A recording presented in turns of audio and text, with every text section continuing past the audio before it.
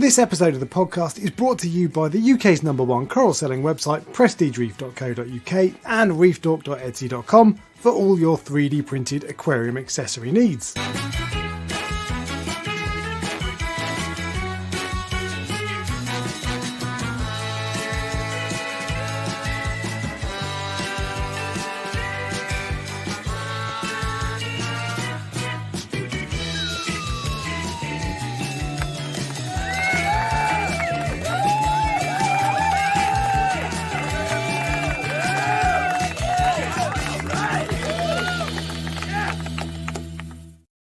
What's up, YouTube? 1 second. Pause that. Hello, everybody. Welcome back. Prestige Reef Dork Show. First time in 2 weeks. 2 weeks? Yeah, it was the football one last week, wasn't it? Well, I was on holiday, but I would have cancelled it anyway. But yeah. Back from holiday, which I'll tell you about briefly in a sec. Today, the idea of this one today was going to be, I was going to talk about buying a Moorish idol, whether or not I should buy one, because I watched the Tidal Gardens video recently with Elliot from Marine Collectors, who I've seen talk about them a few times before, and he said the same thing he always says, just you need to feed them fibre. But it just kind of tipped me over the edge, and I was like, do you know what, I think I kind of want that. But it's not going to be about talking about whether I'm going to buy or not, because I've bought one. So I'll tell you about that, and we'll have a chat about that. You should have changed the title to saying "Considering a Moorish idol." ... but too late. Yeah, exactly. So I'll tell you. I've only had him a few days, to be fair, but I'll tell you about that. I'll tell you about it properly. But first off, we're going to kick off with Ryan's week in reefing. Ryan, what have you been up to? Well, where do I start? I've actually got quite a lot of my week in reefing this week. We should probably start with today, actually, and we'll go backwards. So I had a very special guest today that came to the house. And if you watch Alex, if you look at Alex's Instagram, some of you will have worked out that he was with me because he took a picture of the angelfish and said, guess where I am. Yeah. So no one guessed, I noticed. I don't know if you noticed. Oh, no, someone did. Someone did. Yeah. Oh, yeah. Let me share. Let me bring. So who is it? I didn't see that. Ryan's Place says Dan's Reef. Yeah. Mass 1384 says Prestige Reef or your local drug dealer. Yeah, true. And Angry Mike said fighting zombies with a cricket bat. Oh, you've got red on you. Which is a reference to the. It's interesting because you didn't use a filter for that, did you? For that picture? No. So it's a pretty good picture considering the lights obviously are blue and you didn't use a filter. Your lights. I always think your lights are quite white, but I did. I caught the X, his little X. I know. Let's put it this way. If ever that fish died and I wanted to secretly replace it without anyone knowing, I never would be able to do it because exactly. I've never seen another one that has an X. He's just lost it. He must have grown out of it. Yeah, true. God, hello. True. Hang on. Where's me? I wonder if that's some sort of you know how you get regal angels that have sort of they're like Miss Bar ones, aren't they? And people consider them special. I wonder if that's a Miss Bar king eye angelfish. Yeah.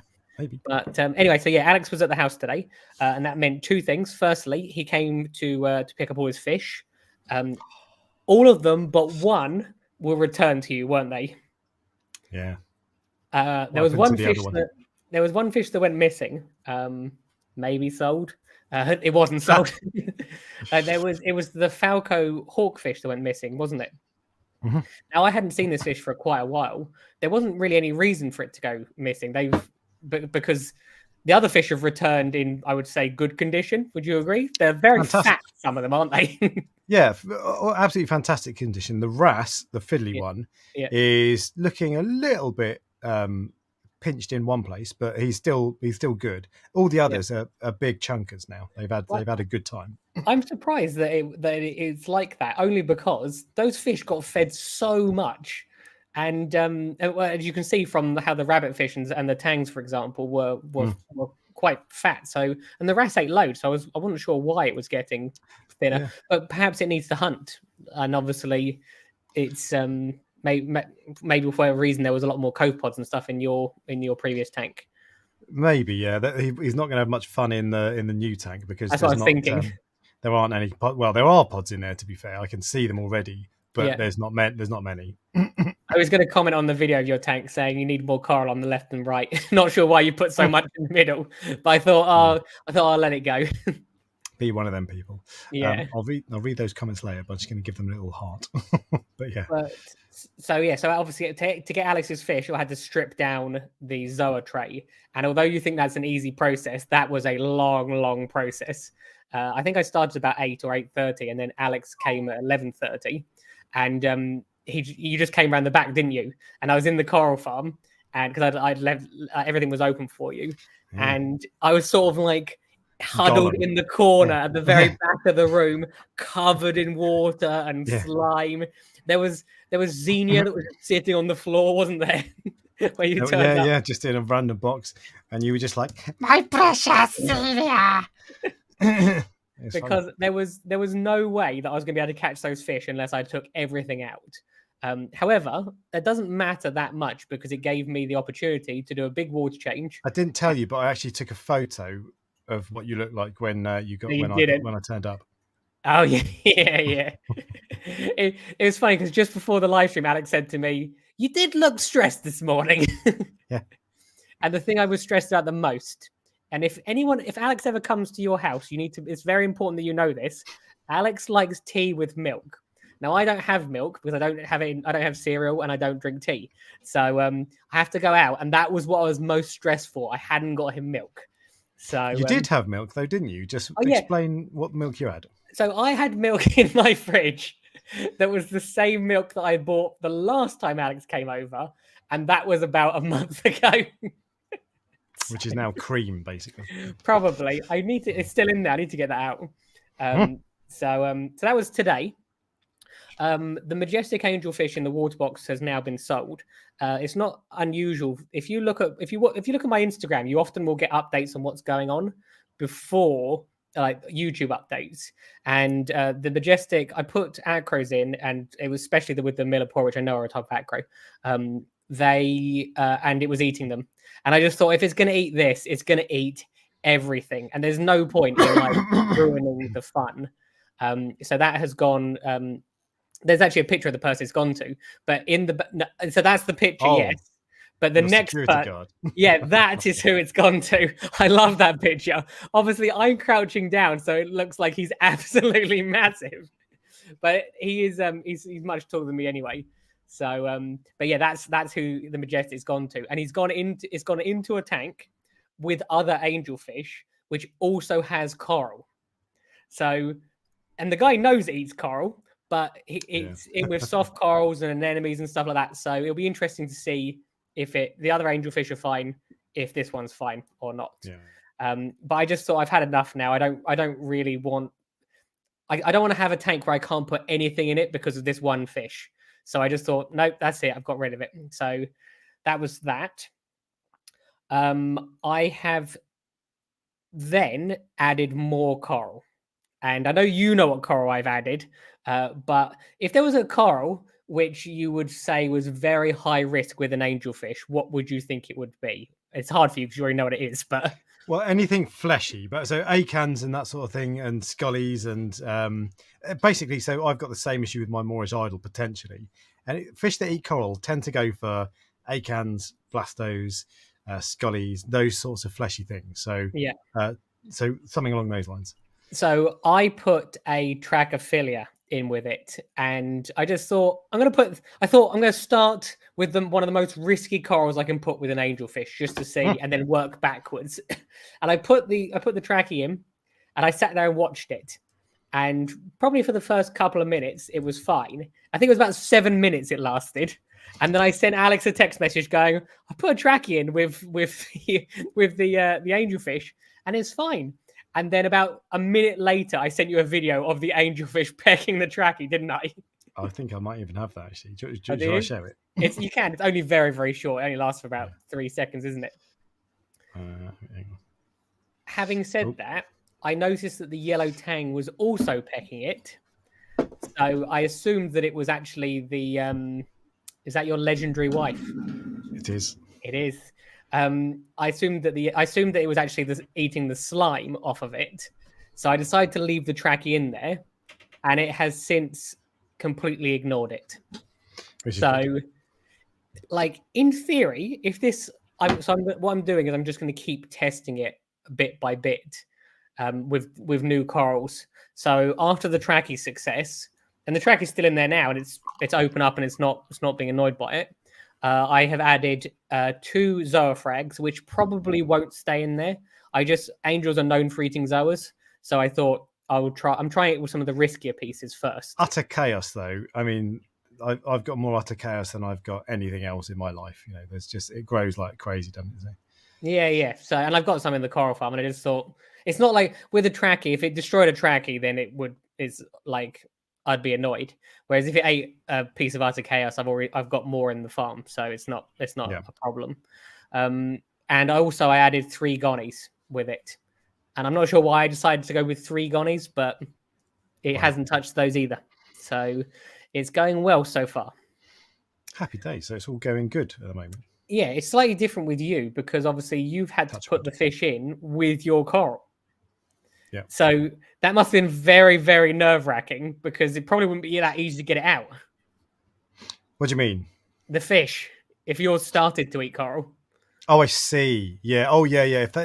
So my plan, if my fish, I've got 2 fish that are potential candidates for eating corals. Yeah. The Moorish idol and the 2-barred rabbitfish. Yeah. I've had that rabbitfish for, I don't know, 2 years, maybe longer. Yeah. And he's been in with various LPS corals, not many, but a few in my last tank.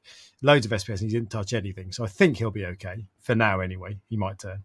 The Moorish idol, look, whenever you ask people, you'll get 10 people who are like, mine's been good as gold, never touched anything. And then 2 or 3 people who'll be like, yeah, mine destroyed everything. And and I've got prime, I've got acans, I've got scotties, I've got the works, everything that sort of fish would go for. I think it'll be all right, actually. If it was a real risk, I wouldn't do it. If it was like a 50-50, I wouldn't have done it. But I think it'll actually be okay. But if it does go wrong, I'm more likely to remove the coral than the fish because I'll put the trackies and that sort of stuff can go in the cage behind me. Those are the sort of fish, though, that they can destroy things very quickly. As in, it's like where you'll wake up one morning and it'll be gone. So it's not like you can go, oh, I pecked it once, I'll just take that out. It's like, it's gone. So, true. I mean, to be fair, of all the corals that are in there, there'd be 2 that I'd be particularly gutted about him eating. Yeah. One is my war paint scully. One, because I had it for like 5 years and I bought it back from almost completely dead. But 2, because you can't really find them in the UK anymore. And the other one would be, I've got an acan colony. I don't tend to like acans because you buy them all multiple colours and then they go red or green within a month. But this is a really nice one. It was quite expensive when I bought it as a single frag. It's now a tennis ball sized colony. I had it for a long time, to be fair. But it's a really nice colour. So if I lost that, I'd be pretty gutted. But well, them's the risks. Yeah, why did you decide to take this risk? I'm intrigued. So I'm not averse to taking risks on fish. I do it from time to time on a fish that is reef safe with caution. Whether we had this conversation, didn't we? I just remembered as soon as I saw that you had a Moorish idol, I called you immediately, didn't I? Going, what are you doing? It's funny because everybody I've told is like, "Oh, mate, what are you doing?" But this is the thing. I'm well aware of the risks, and I think my bigger concern is that I won't be able to keep him long term with food. Although he's going to think he's landed at the Savoy. I've got all the fish food in front of me that I'll show you in a sec that he's got to eat. But so I don't mind taking a risk on reef safe with caution fish. It's generally quite easy to catch most fish. Not always the case. But so I tried the Regal Angel before. He was good as gold. I've tried a few rabbit fish before. They've always been fine. The Harlequin tusk fish, he went crazy. But and the little beaky guy, the parrotfish, the Scarus koi, I don't mind trying them because it's usually, if things go pear, you can get them out again. Aptasia eating filefish, I've done it loads. And I don't mind. And when it pays off, like the Regal Angel fish, that fish I'm gutted I don't have him anymore. I don't think I would have wanted him in the LPS tank because I'd be too scared. But he was stunning. And that was an amazing fish. Copper band as well.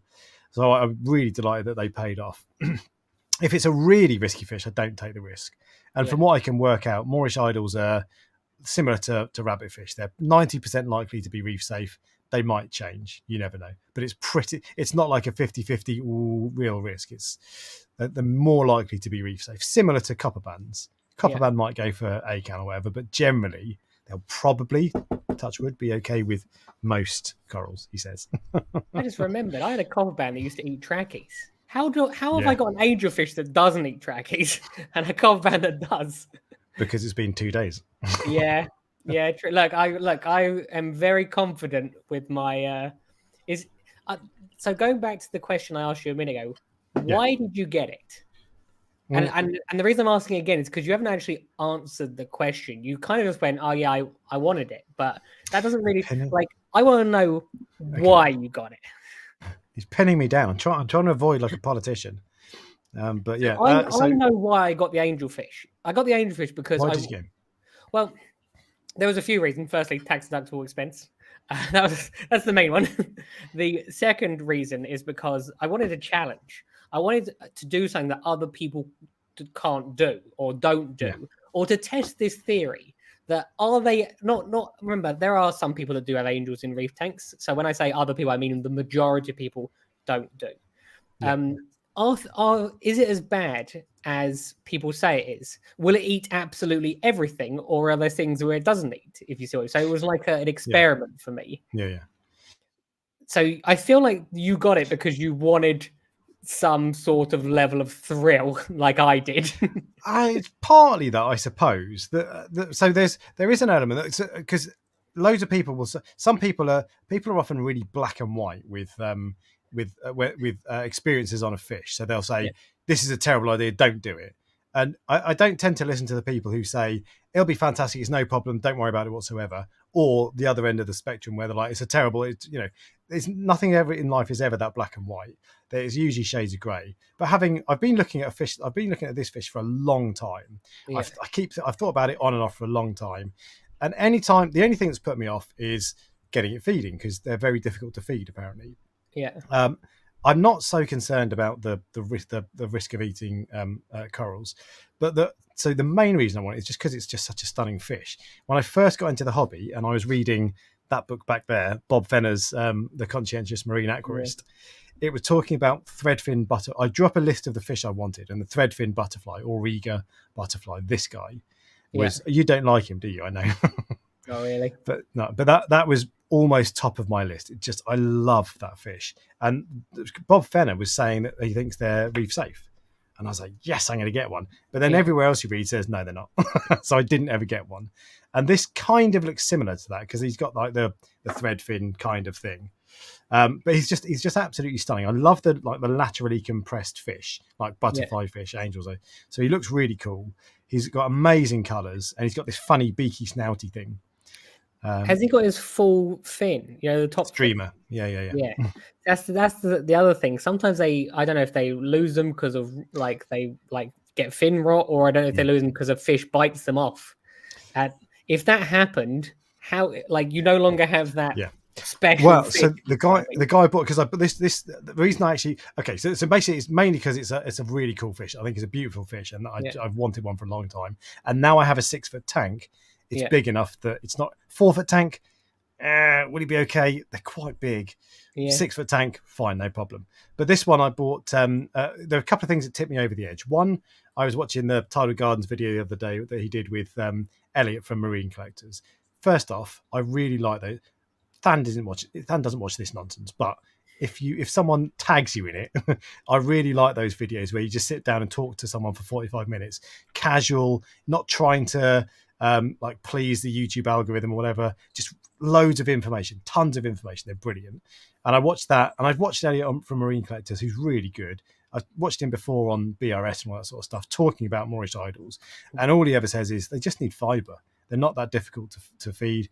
You just need to give them fibre. If you don't give them fibre and you just give them mysis shrimp, they get constipated, and that's what kills them. I wonder if that's what kills copperbands long term. If you have a copperband for a long, long time, which is fat and eating, and all of a sudden it randomly dies, I wonder if it's the same thing that happens. Because usually copperbands only eat one thing. But I don't get the impression. I think they just starve. But anyway, whatever. Because sometimes you get really they look fat and they look healthy. So okay, maybe.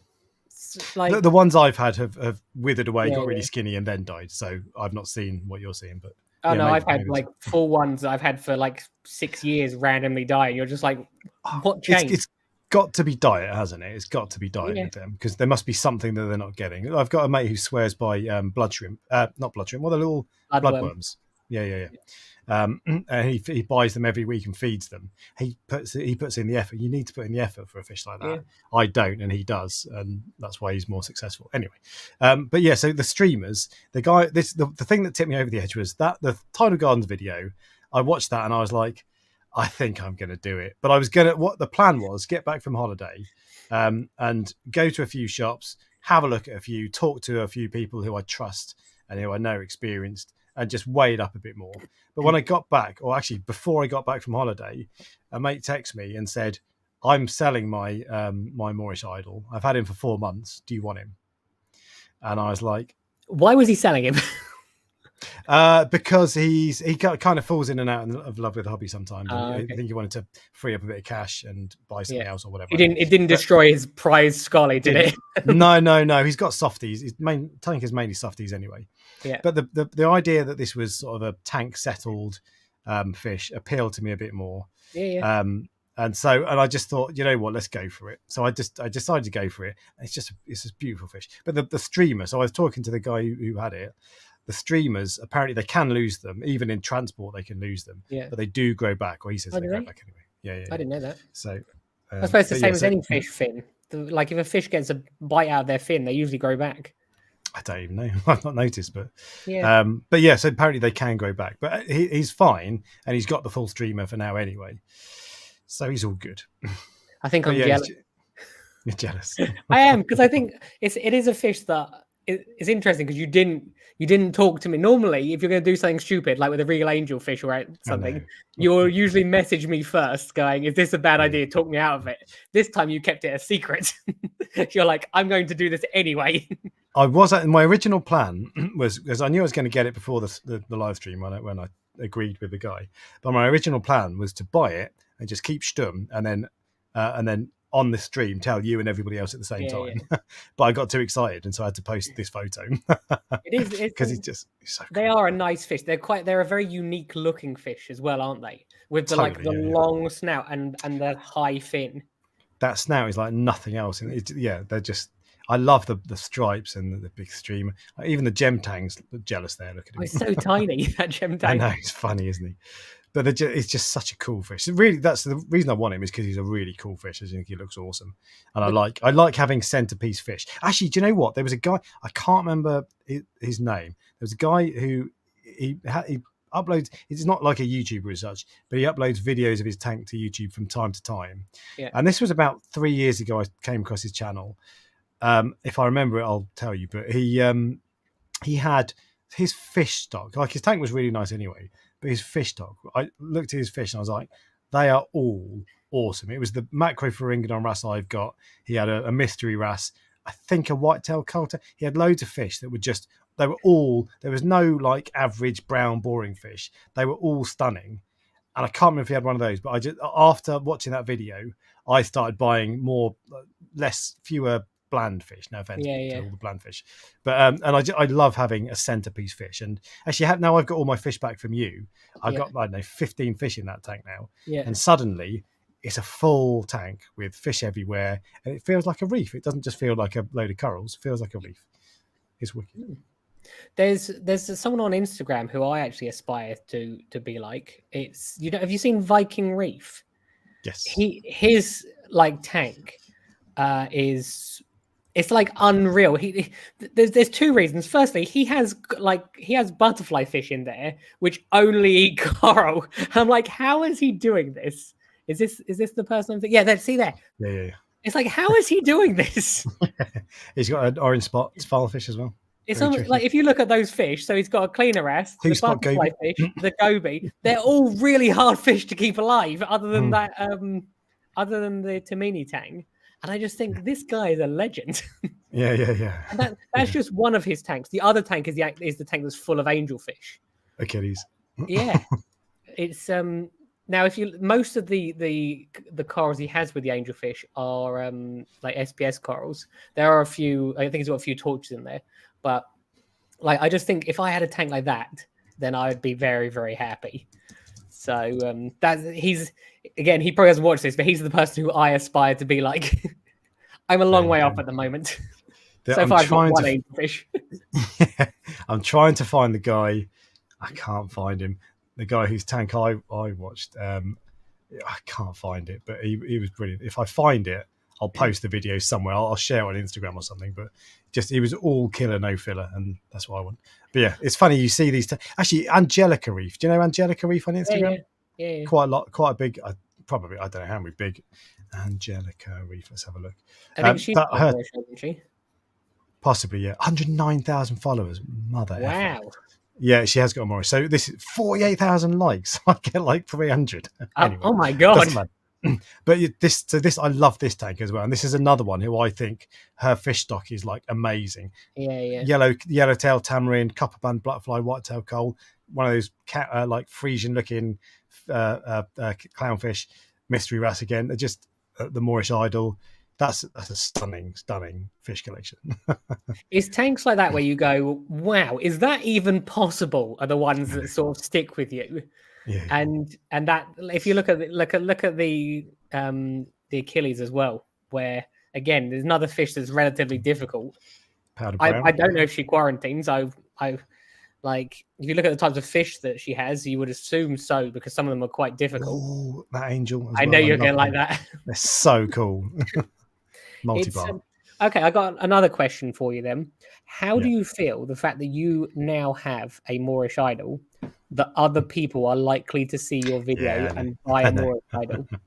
I'm getting hard-hitting questions today. I know. Every now and then someone will say, you're irresponsible. You shouldn't have that fish. It's not, you've got to be more responsible. And that I get that. And that is true. To an extent, I've got a responsibility to not to encourage people. Like I wouldn't encourage people to go and buy an Achilles tang and put it in a Fluva Levo. So I've got a responsibility, of course. But ultimately, I'm not going to not buy a fish that I really want in case someone else goes out and buys it. Like, so I'll make a video on that fish at some point, I'm sure, and I'll talk about it in the video and I'll say, look, they're risky and they're dangerous and they're hard to keep or whatever. Yeah. But if people go out and buy them because they see them on my channel, all I can do is tell you what the risks are and whether you should weigh it up. I can't force you not to buy it. And if people buy it from watching my channel, and then that fish dies, that's not my fault, No, I was just interested because that burden doesn't weigh on me. I think about it, but I wouldn't ever stop myself from buying that fish in case. I think about it and then I decide I don't care. But do you know what I mean? Like, no, of course. There are times that I have wondered in the past where I I all started when I had the boxfish. I had that boxfish for years and years and years, and it only died because it got stuck to a prototype. I had a prototype, and if I didn't have that prototype, I would probably still have it. It's a powerhead, wasn't it? Yeah, it was. It was hadn't even been released yet. So I was like the exception to the rule, if you see what I mean. And that's what people need to be aware of. And I had loads of people going, oh, I just bought this fish because you've got one. I was like, that's a really bad idea. It was. But you made videos about them saying this is a bad idea, don't do it. Yeah, of course. Apparently not everyone listens. No, of course not. But you make your own decisions. Like, No, I know. So I was looking at boxfish before. That was one of the other I wanted a centerpiece fish. A boxfish was one of the considerations. They really are. There 2 reasons I didn't get them. One, because I think he's more likely to eat corals, especially fleshy ones, than something like a Moorish idol. But mainly because of the disease risk, because they're quite high white spot risk. Correct, that is true. I would consider one again. It's probably been like four years now since I've had one, but I think I would. It was such an enjoyable fish to have. Some fish have personalities, which sounds like a weird thing to say to people that don't have fish. Yeah, no, you're right. Like, wrasse don't generally have personalities, I would say. Although whoa. They don't. I'm sorry, they don't. Like wrasse, and what it classifies as a personality as well.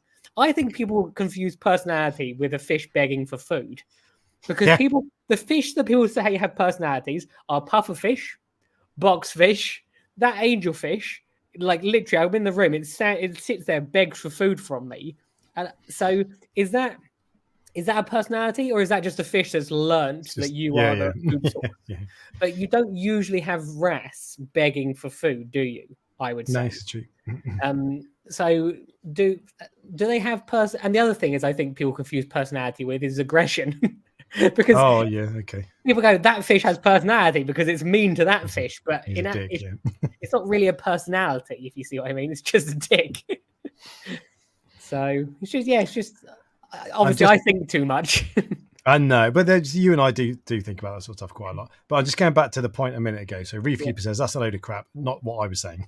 If that was the case, we shouldn't have any fish. Nothing wrong with having a fish that's difficult as long as you care for it. And ultimately, that's why I'm okay with it, because at the end of the day, I'm responsible. And I'm not going to post a video of that fish and say, "Hey, this is really easy to keep. You should all have one. Aren't they great?" I'll just say, "Look, go and do your research." It's probably a bad idea, but well, that's the other thing. That people now have a trusted source. And whether this is a success or a failure for you, you will document it, I'm sure. And they have a trusted source to go, look, this was okay for me, and it's okay because I did this. Yeah. And so they have rather than just some random person, they've got someone that they trust that they can listen to. That doesn't mean they're going to be successful. It just means, it's more education for people. Yeah, completely agree. And in terms of, so I mentioned earlier that he's going to think he's landed in the Savoy. I'm going to run you through a list of the food that I've got so far, and I've got more on the way that hasn't arrived yet. So, number 1, Julian Sprung's nori. Yeah. Okay. So sheets of that. At the moment, he's not interested in this. I've put it in the tank a couple of times, and he's just, none of the fish, they're like, that's not food. I left it on the clip for about an hour. No one touched it.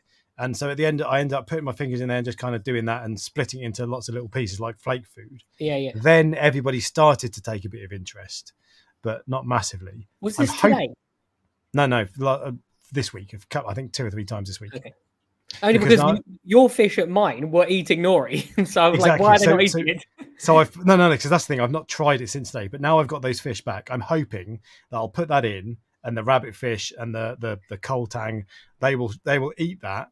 And all the other fish will be like, "Oh, you can eat that, can you?" Yeah. Right, I'll have a crack at that. So I'm hoping they'll teach them. So first off, nori, right? Because I knew that I've never had luck with nori, and I've never persevered long enough to get it working. So because I knew that was going to be an issue, I've also got seaweed pellets. Annoyingly, I accidentally bought the small pellets, and these, when I put these in, this isn't like the seaweed. He does the Moorish idol is like, "Oh, what's that?" He can smell something, and he starts like looking interested. But it's like he can't see it. So I don't know if they're too small for him. But at the moment, he can't see them and he doesn't eat them. Other fish do, so that's great. But anyway, so I'm going to keep going with that. Third food. I went to today. Oh, actually, and because of that, whilst I was in my Reef Keeper Mossen, my local fish shop this weekend, I bought some garlic feed additive, because my plan is, if he's not eating the seaweed extreme properly, with a bit of luck, if I soak it in a bit of garlic and then pop it in, maybe he'll start eating it. And then after a couple of weeks, I can stop putting the garlic in, and he'll just know that it's food anyway. Yeah. So it's an appetite stimulant. Fine. All right. Next food, and there's 3 more, is whilst I was in Reef Keeper Mossen today, I picked up all of the foods, because what's his name? Elliot from Marine Collectors. Yeah. Whatever it's called. Said that the key is they need fibre. And he talked about nori mostly, but I was like, fibre, right? Okay, I'm going to go in. So I picked up all of the foods on the shelf, and I chose the one with the most fibre. It's amazing how low the fibre content is on most of them. So, for example, nori. Guess how much fibre there is in nori? What percentage? What percentage? Bear in mind, this is the fibrous recommended one. So 3.3%. Wow, that is way less than I thought. Guess how much fibre there is in Hikari seaweed extreme pellets? I'm going to say, it's going to be like 2. It doesn't say. I've set myself up for fun. Right, okay, we'll move on. So another food I've got is Ocean Nutrition Angel Formula, because that's got sponges in it. All right? That is true. I'd be interested if it eats that. I never have. I've tried this on a number of occasions before, and because it just goes buff like a powder, no one seems to get it. But I'm prepared to give it a crack. Guess what percentage of fibre? This is for sponge, not for fibre, so this is an unfair test. But guess what percentage of fibre Ocean Nutrition Angel? 1%. 0.2%. Yeah, it's 86% moisture. So you're basically paying for water. Buying water, yeah. There's 2 more though. Yeah. And so whilst I was looking through all of the pellets and the flakes and everything on the shelf, and everything was like 3%. I was amazed. Even the high fiber stuff was like 3%. I was like, oh, wow. And then I found TMC Gamma Copepod Complete. Okay. And actually, I misread the label, and I only realised when I got it back today. I thought it said 10.2% fiber. Yeah. It actually says 6.7. But either way, that's still double everything else. Yeah, true. And the other one I got was TMC Gamma Vitality Boost, and these are big pellets as well. I've already tried them, and he eats this. And this actually is semi-high, 13% crude fiber. I don't know what crude fiber is, but anyway, it's so high compared to Nori, which you would assume would be the best one. I know, but I don't know. But anyway, so that's everything I've got. The Vitality Boost. What did I just say? 12%, 13% fiber stuff. He went for straight away, which is great, and it's big, chunky pellets. Yeah. And he Mysis. I'm putting Mysis in as well. He's gone for Mysis, of course, but everything is Mysis. But my plan is, because now I've got a big tank and I've got LPS, so they don't mind if there's a bit more nutrients, and I'm going to try to keep on top of that anyway. My plan is to just whack in a shed load of food and feed everybody as much as possible. You make me want one now. I'm like, I can do this too. And I'm like, wait, you're like, no, I don't. Well, I don't want any new fish at the moment. When you're at the house there, you're like, you could do with some more fish. And I'm like, I haven't got the stomach for more fish. I know. I was thinking that, yeah. But give it 6 months. And I think in 6 months' time, because you're still raw from all the wounds, they will have healed. And then in 6 months, and in 6 months' time, I'll be able to tell you whether or not you'll see how my Moorish idol's doing. So yeah, true. I think the reason that going back, I think it's like Russian roulette. I think that's part of the reason that it's exciting. I hate it when people talk about Russian roulette. People talk about, if you ever say, "Oh, I don't." Someone asked like quite a pointed question. So I can't remember. Somewhere on social, they said social media. They said something like, "Oh, I'm assuming you've quarantined that." And I haven't quarantined it, but people what really annoys me is when people ask you talk about quarantine, and they say if you don't quarantine, you're playing Russian roulette. Honestly, that triggers me. I hate it, because with Russian roulette, there is a 1 in 6 chance of killing yourself of a negative outcome. All right, there's not a 1 in 6 chance of a negative outcome, a tank wipeout without quarantine. So it's just such an over the top. I get the point, but it's so hyperbolic. I hate it. You were going to say? No, I'd be interested to know what the actual. No one will be able to tell me, but what the risk is if you like what the actual percentage risk is. Is it like 1% if you don't quarantine, or is it like, because most people don't quarantine? So exactly. Is it 1% or is it like 99%? Because once you've been through what I've been through, you feel like it's 99%. I know. I think really it's probably less than 10%, and it's probably closer to 1%. Would be my guess. Yeah. But anyway, I mean, you should always, if you think about whether you should quarantine, listen to someone like me who will tell you why that you might not want to do it. And what you should do instead if you're not going to quarantine, and then listen to someone else who does quarantine and swears by it, and make your own mind up. Don't just, because the trouble is, if people who are researching quarantine, they look for information that will persuade them that they're right and they don't need to quarantine. But you shouldn't do that. You should look for both sides of true. The story and make your own mind up. And you should probably quarantine, to be fair. It's just yeah. Couple more things. Firstly, so I went to Greece last week, which is why the thing was off. Island called Lefkada, also known as Lefkos, and it was 40 degrees every day, basically. Nice. And so our sole mission every day was to stay out of the sun because it was just so hot. It was unbearable. So I don't really have a tan, like a little bit of a tan, but not really. But nice and relaxing. Went away. Had a fish sitter, a house sitter that looked after my fish. Did a great job. Everyone was looking good. The tank is now looking really good as well. There's still a small smattering of items, but it's almost all gone, and everything's looking great. One thing. Oh, actually, before I come to that, I fudged the time of this live stream today. So when I set up on my software, I set it to 5:10, so it looked like it was going to start at 5:10. If you ever see a funny time that's not 7 o'clock on Sunday evening, I've probably fudged it up. It's always going to be 7 o'clock unless I'm explaining it. Anyway.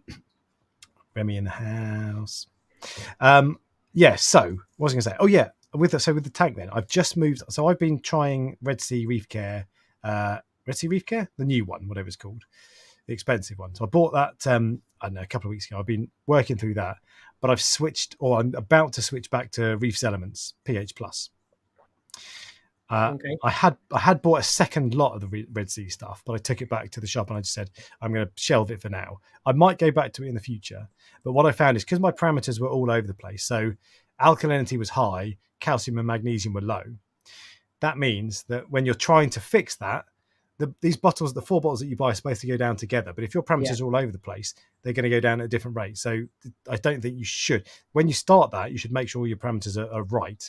Yeah. And because the Red Sea stuff is quite expensive, it doesn't make much sense to fix parameters with expensive stuff like that. So I'm going to get everything back on an even keel. I might stick with Reef Elements. I might go back to it. I don't know. I'm not decided yet. But the Reef Elements stuff, so the Cade over my shoulder, that's running on Reef Elements pH Plus. I was going to stop using that, but it's looking so good at the moment that I'm going to stick with it. This is what I find interesting about you. So I have seen. No, it's not that. I've seen that some people have they weren't overly pleased that you obviously had a Red Sea tank. Yeah. Oh God. Just wait. Yeah. I know. And then you've literally just gone, I'm not using this part of Red Sea anymore, and also it's expensive. So if anyone wonders if you have been bought by them, if you see what I mean, you literally just in 30 seconds went, it's all right, this product, but it doesn't suit me at the moment, so I'm not going to use it. But so this is what so I get that from time to time, not that much, but it's like a 1%. It's the usual thing, but it sticks with you, doesn't it? But the thing that drives me crazy is like, I'm always about balance. I'll always tell you the good and the bad. That's how I live. That's who I am. That's me as a person. Outside of, if I talk to you about stuff, I'll always be like, well, this is one bit and this is the other. That's who I am, right? That's the way I'm going to be. And give me a fish tank doesn't buy me. Okay. Anyway. So I might come back, and I bought that, by the way. I probably could have emailed them and said, do you want to send me some? Yeah. But I bought it because I wanted it, right? And so if I want something, I'll buy it. But so I've switched back to Reef Elements for now, and the Cade just looks so good. You can never see it properly, but it just looks wicked at the moment. Oh, that's the point. And one of the corals that looks so good is a red brick Cyphastria that I got from you. Oh, yeah. that I've managed to mess up. So I was looking for a red Cyphastria from you for a long time.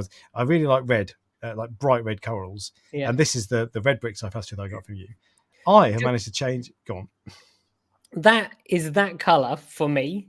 And for every other, if you Google red brick Cyphastria, that's the color that comes up on the internet. So I assume that's probably the correct color. I agree. This is what I've done to it. So bright red pollet, it looks fantastic. I'm not complaining. I know. But bright red polyps, but completely green base, and that the center is still a little bit red, but it's fading, and it's not going to be long before that's all completely green. It's so weird. This is what I said to you earlier. I actually would like a piece of your one, only to realize if I put it back in my tank, it'll just change color back. Okay, back, yeah. It was interesting when we spoke earlier. You were obviously quite surprised that this has happened, and I was like, "Well, why are you surprised? Because it happens with acros all the time." Yeah, but I'm always surprised. I guess I'm more surprised. I've never seen it with a Cyphastria like that. I've seen Cyphastria generally change, but that one, I've only ever seen that as red. So it's weird that it goes like that. But I was trying to work out why. And I think the difference is between my tanks and your tanks. And by the way,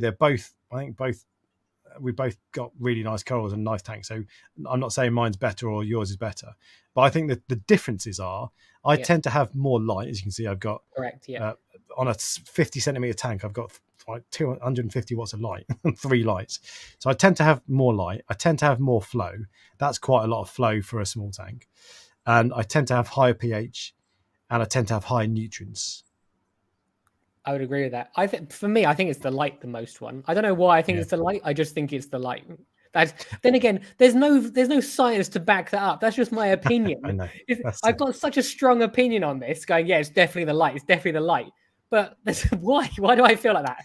I think it's probably a combination of everything. But when I was trying to think if it was one thing, I was thinking pH or nutrients, because nutrients has an impact on, but higher nutrients doesn't make sense. I don't know, but whatever, they look different. Higher nutrients usually leads to darker corals, Exactly, whereas yeah. light does change the color of corals quite significantly sometimes. But that's the thing. So if I've got high nutrients, high light, higher flow, and higher pH, when you bump everything up together, it's safer than just running super high nutrients, for example. So it's probably everything. So people can buy a one of a kind Reef Dork Cephastria, which probably won't look like that in your own tank. Yeah, it'll cost you another 500 quid for the frag. Yeah, because it's unique, and within a month it'll be normal. it's the same as with that. So it works both ways. I have I got a Montepora from you, didn't I? And it doesn't matter what I do with it, what tank it's in or anything, it will not look like when it was in your tank. It was that Juggernaut Montepora. And it frustrates me because it's such a nice coral. But it doesn't look unattractive. It looks unattractive compared to what it was. But there are people that come into the farm that try and buy it. But I've just never been able to get it to look the way you have it look. And even when I had it, so I saw it in Signature Frag's tank, and it looks even better in his tank. And I've seen other people. There was a guy, Chris So Reef, on YouTube. He looks amazing. Big breaking news, by the way. Joe Biden has pulled out of his. Yeah, I saw someone say that. I saw someone think that is breaking news. That's huge. Yeah, I mean, he should have done, because it's concerning how mentally frail he is, given he's the president of the USA. Yeah. Then again, when we're at that age, I bet we're not the president or prime minister. No, it's amazing that what he's done. But 81, you can't have someone 81 and who's calling Zelensky Putin. Yeah, I totally agree with you. It's just I looked at my granddad and just think I would not put you in charge of a car, let alone a country.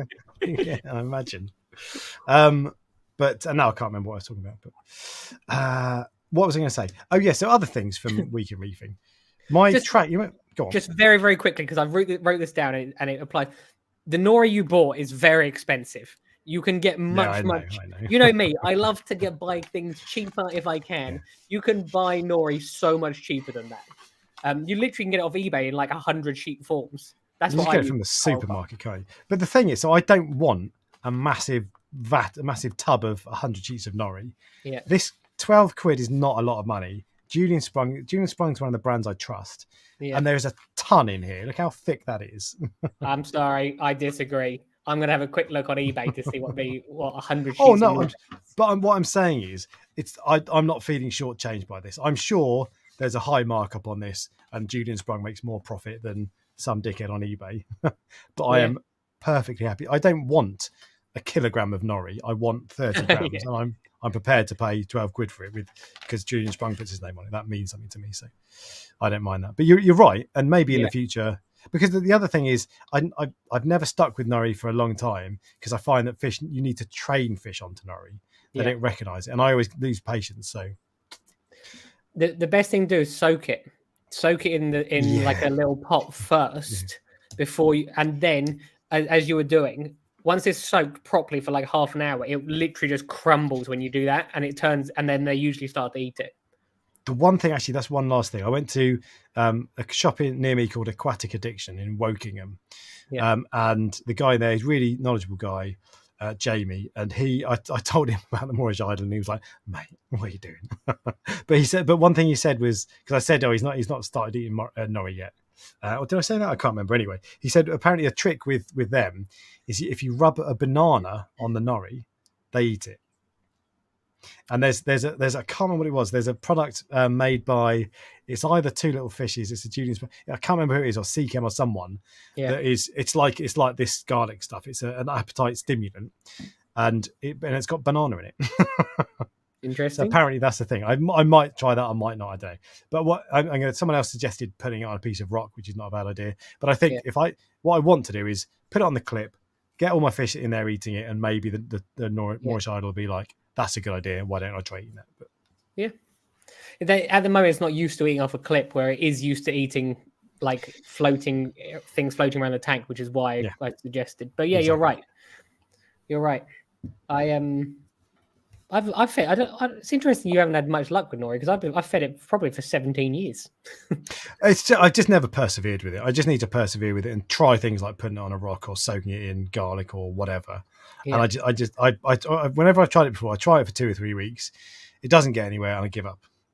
So I just need to persevere, which I've got a better incentive to now. 2 more things in my week in reefing. Firstly, reminder when you talked about trackies earlier. Do you remember when I got my trackie recently? There was a ghoul crab in it. Yes. Yeah. And I was deciding whether or not to take it out, and I ended up leaving it. I couldn't get out, and I didn't want to do the poking around with a cocktail stick or whatever. Just left it.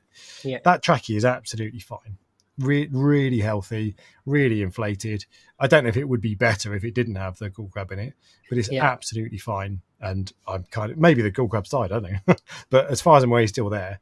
And I'm kind of glad that I left him in there because he's kind of another cool critter, even though I don't see him. That's why I said in my latest video that limpet. I love that limpet. Yeah. It's sort of like it's got personality. It's got personality.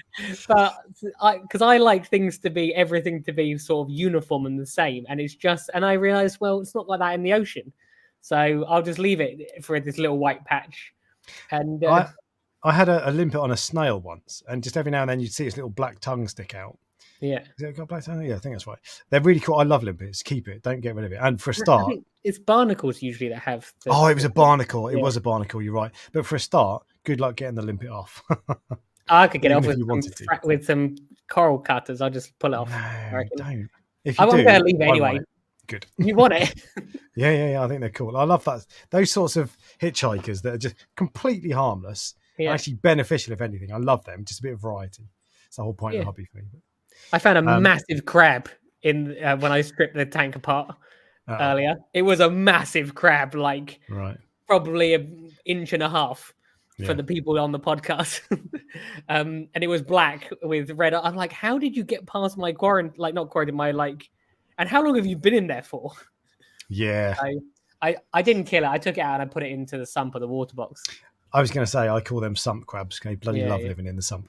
But I've had one of them before, and that's scary. They move quick as well. You're like, don't. But I like that you've kept it. Yeah, I just think I'll give everything a chance, unless it's what's that? Unless it was that coral I threw away the other day, or the Xenia that's in the bin at the moment. Yeah. What else was I going to say? Oh yeah, there's one last thing for my week in reefing, and this is a sort of thing that I love doing. And you always roll your eyes out. I can feel that you're going to start rolling your eyes. Okay. But when you go to, so we're going to Aqua, and I'll likely be talking to various people. I'll be talking to you, like, show me your, that's a nice coral, mate. Tell me about that. And the trouble is, normally you've got a little lapel mic that sits on your t-shirt or whatever. Yeah. And so you'll be able to hear my audio really clearly, but not yours. And I can give you that mic, but then you've got the problem where you can hear your audio well, but not mine. So I've come up with a solution. And I've bought myself a Reef Dork special microphone. Yeah. So here it is. You sent me that the other day, didn't you? And I was just like, this was my reaction. I know. No. I love this. But I can be like, so Ryan, tell me about that trackie you bought.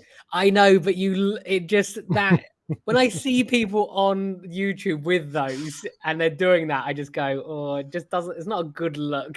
But doesn't that look more professional? It's a proper microphone. You put a sticker on it, and it's got a foam with branded foam on it. Oh, did you actually? Is that not a sticker? Is that actually been made? No. I got this off eBay. It was 15 quid. That's even worse. That's even better. So, I look forward to it. I'll be interested to see how it goes for you, because it's quite difficult to interview people. It's not easy to do. And I don't have that skill. And I definitely don't have it. You see what I'm like when I interview the work experience guy. But yeah, it'll be interesting to see, because at some point you're going to approach me with that, and I'll be like, you'll soon realize that I don't know what I'm doing. So, and I'll panic and I'll just freeze. Because Aaron's Aquarium did that to me once. Although I was relatively new to being on camera then, and I was so intimidated the fact that he does it so easily. Yeah. And he was like, tell me about your tank. I'm like, this is a tank. And that was basically it. So yeah. But there you go. So you've got the Reef Dork Aqua H microphone sponge. Yeah. It's sort of died down, the news with that more recently. They are putting out. I think the reason it's died down is because they're putting out more non-reefing stuff. Non-reefing stuff, which is good. It'll be interesting. There was actually there was one the other day that they put out, which is terrariums, and I thought, like, some of this stuff I'll be interested in probably. That they look like quite fancy terrarium. It's that earth and water one. They're not like. They look like what would be in like a high, like an expensive house, if you see what I mean, rather than completely not the lobby of a fancy hotel or something. Yes, this is it. Because a lot of this, like, I'm not about to get into that hobby, but like seeing dart frogs or like reptiles or whatever, that's gonna be cool. I'm looking forward to that. I'm a nightmare. I'm gonna come back with loads of stuff. I'll be like, I've got dart frogs now. That'd be funny. But there's a couple of reefing stuff. ALF, they do. What do they do? Not Senai. They're a distributor for various companies. I think they do Seachem, and there's a few. Where's that algae? The sponge stuff. They do. You know the food, the sponge food that you've got. Ocean Nutrition. Yes, they do that stuff. I think I can't remember, but they're a distributor. Yeah. But there you go. So I've not seen much more, but it's this summer. Everyone's on holiday. Everyone's in Greece. Yeah, I'm looking forward to the reptiles as well. Actually, I think if people that are interested in fish are usually sort of the people then that are also interested in like reptiles or tortoises. Well, I know tortoises are a reptile, or birds, that sort of thing. So it'll be interesting to. Like, you can appreciate it, if you see what I mean. I'm not necessarily going to want one, but if there's like this cool iguana there or something, I'm like, that's a cool iguana. Yeah, so I can appreciate them. I'd never want to own like a bearded dragon or whatever. No, they don't do a lot. No, but I can appreciate them, and the tiny little mini chameleons are cool. yeah. But they don't appeal to me, but I can appreciate them. So yeah. Is there another small hobby that you are that you would be interested in?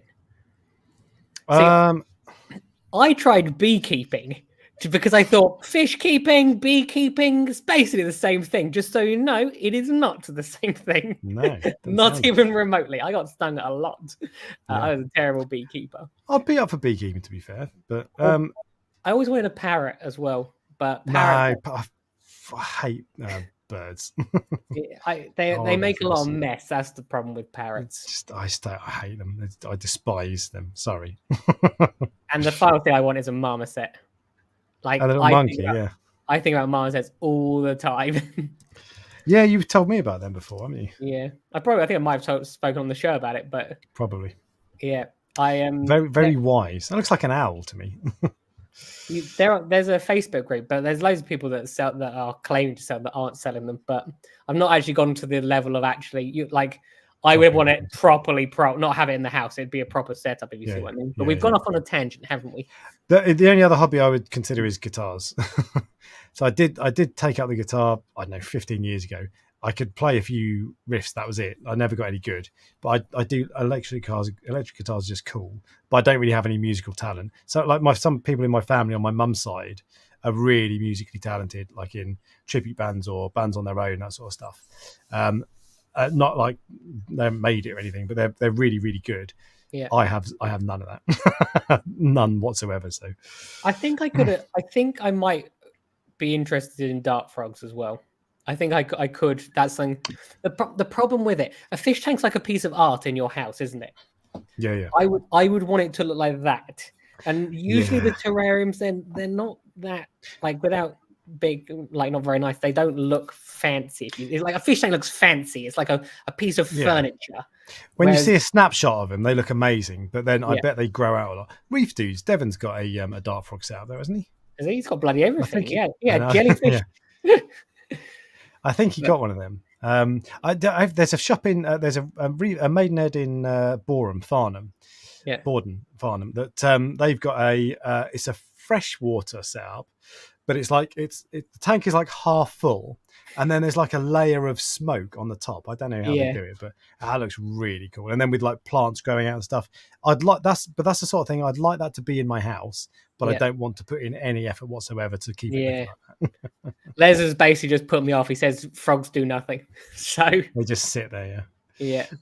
Nikki Holtham has got 22 dart frogs, 2 tortoises, 3 marine tanks, plus a koi pond. Bloody hell. That is a lot of animals. Yeah. But so my Mrs. Reef Dork likes the idea of animals. She keeps talking about she wants a little farm, but we're talking things like goats, ducks, donkeys, that sort of stuff. Don't you worry, I will encourage that. I'm up for it. I will embrace that idea with her. So I'll encourage it. We'd need to move to somewhere with more land because we just got a little garden. But I'll be I feel like you could get a goat in your garden. No, we could not.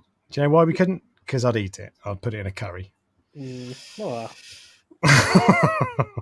It's like, I don't know why I thought, goat, but people do eat goat, don't they? So Jamaican goat curry, curried goat, I think they call it. Not goat curry, curried goat. I think. Anyway, not for me. Let's listen to the cricket today. England won the cricket. Anyway, right, that is the end of my week in reefing. So we're now going to move on to member questions. Let me just refresh to see if there's algo mass. Cool, right. So first one is from Skier Sailor Biker Guy, who asks, was watching England lose better than spending quality time with your best mate Ryan? No, it was not. I actually had a great time, and just wait. So I found this really, really interesting, and the reason I found it interesting is I did not watch the football. I actually went for a walk while the football was on, and you know where I live, there's like COVID. There's like a circle of houses and around a big pond, and there's a bench you can sit next to it. I sat on the bench, and then you would hear, now TVs, people probably don't know this, have a delay on them. So you would hear one house cheer, and there could be an entire minute before the final house cheered. That's hilarious. So it was really, really interesting to sit there and listen to people, because I didn't realize that happened. I tried to film it to send it to you, but England didn't score any more goals after that point. So no, I was in a pub in Greece, and there were 2 TVs that were on a delay, so we were ahead, fortunately. Okay. So I didn't hear, because otherwise you'd hear a cheer and you'd be like, "Oh God, Spain have scored." But no, watching England was terrible. The whole tournament was tedious. I didn't watch the semi-final because I was so fed up, and that's the only game that it sounds like England played okay in. Yeah. The final, it was just classic Southgate, so conservative and just so frustrating. But he's gone now, so with a bit of luck, we'll have someone who gets a bit more out of what is an amazing group of players. So no, it was not better. I would have rather been talking to Prestige, but I was on holiday. So did they say best mate? Yeah. There you go. See, I will start calling you that. I'll tell you later. But there's something you've got to do. And I'm not sure. There's something I have to do to be your best mate. I'm not sure how I feel about this. This is what I referred to this earlier. I asked you a question. Okay. How is? No, I'll tell you later. Oh yeah, I know what you're talking about. I'll add it to the list of things for us to discuss at the end. I keep a list. So. Okay. Next one is from Bish Bash Ash, who says, "What video was your favourite to make? Are there any videos you look back on that you dislike now?" Now, I looked at this a while ago, so obviously I see these questions pop up. Do you want to have a think about that? Because I can tell you, I can answer that. You go. I'll have a think. So I'm going to start with videos that. Did he say videos that you regret making? Now I've just clicked off the page. That was silly, wasn't it? No, I've lost it. I think he said. Did he? Oh no, here we go. Sorry, I've got it. What's your favorite? Are there any videos you look back on that you dislike now? Yeah. So when I started this channel, I started making a few videos. They were doing all right, and it was growing okay, but still pretty slow. But I got to the point when I decided I needed to be uploading every week, which actually is not true. You don't need to upload every week. It helps, but if you just put out some crap video every week, your channel is not going to grow. The only thing that matters, doesn't matter, thumbnails don't matter compared to this. Regularity, frequency of uploading doesn't matter. Good quality videos. But I decided that the most important thing was uploading every week, and that's the one thing that was stopping my channel from blowing up. And I decided to make this a series that I called Tweak of the Week. And it was basically, the idea was, you're always tinkering with your tank, aren't you? I thought, do you know what? I'll talk about something that I've done tinkering with my tank. And they are some of my least watched videos. Bearing in mind, these are all like 6 years old. That you'd think they'd have some views on them. So here we go. So my coral dipping station, 794 views. Slam proofing cabinet doors, 818 views, and all this like 852 views for an hour. Just it was terrible, and it was terrible because I wasn't putting any effort into it. I was just uploading these videos for the sake of it. So I dislike those videos now because they were so bad. One of them was I changed my lights from from blue to white, and the par went up. And I talked about it. It's like that. It's just, what are you doing? No one cares. It's rubbish. So those ones. And what was the other part? The other part was video that was my favorite to make. In a way, it was my most ever watched, my most viewed ever video, which is how to set up a saltwater aquarium for beginners. 678,000 views. That's no mean feat. And it was a 20-minute video, which is long for me, but that took me about a year of planning, 6 months of proper planning, spent £1,000 on it. And then it took me about a couple of weeks to script it and all that sort of stuff. And then about a week to film it and make it. And all that. And I was off work over Christmas, so it was a solid week. The amount of effort that went into that was insane. Because I didn't want to make another video, this is how to set up a saltwater tank. I wanted to make it, so I had to watch all the other videos on YouTube about it and see the things that they'd missed that I thought were really useful. So it was actually a really good video. So I think that's the video I'm most proud of. But I don't know if I'd say it was, I don't know if I can say it's my favorite to make because it was kind of a labor of love because it was such hard work. But maybe that one because I was really pleased with it. So what are yours? That's what I was just writing down because I don't want to forget. I don't think there is a single video which I regret making. Not one. Even the ones from... I'm so clever. No, I'm so good. All my even videos the are ones from the very beginning, the ones when obviously it was my previous partner was on them. I don't regret any of them because that's all part of the history of the channel. When I first thought of what my favorite video, I reckon it'd be Machna. But I'm not sure it's the video that makes it or it's like the Machna that made it, if you see what I mean. So when I go back and watch it, it takes me back there and I actually really enjoy it.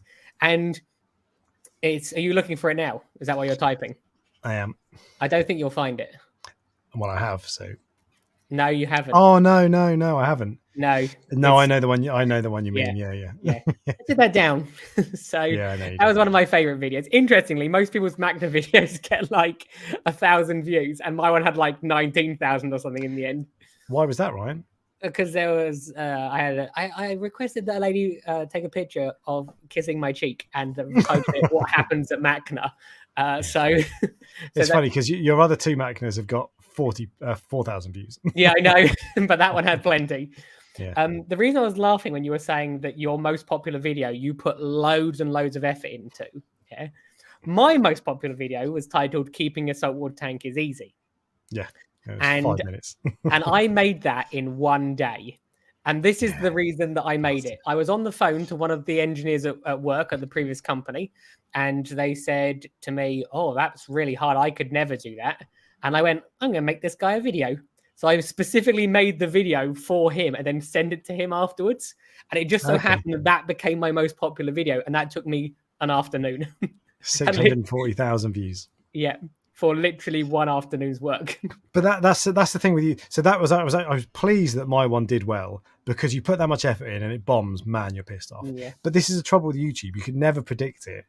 And it's like, just for some reason, some things do well, others things do badly. It's all about the timing with that. Because I've made a video along the same lines before about how it's easy in inverted commas, and it's done all right. But like 20,000 views, it's not done 500,000. So I know the videos of mine that did well. They if I were to have a success like a one of the ones I know would do well. If I do, what they were called. Oh, do you really want this? Yeah. Do you really want? That's what it is. When I did, do you really want a box fish? Or those were the ones that did well, but they require a lot more effort than just sort of like a vlog style video. Yeah. So I can make those videos if I want, but it's the effort involved with them at the moment. You have to be in the mood to make those videos, but people usually like them, and they're usually quite funny. Some of them. I try to make them more entertaining when they're like scripted. Yeah, that's the thing. I like trying to put in a bit more effort to make them a bit more funny. When my videos are at their best, I spend a day scripting or bullet pointing, and then I sleep on it, and I come back to it the next day, and I try to make it funny.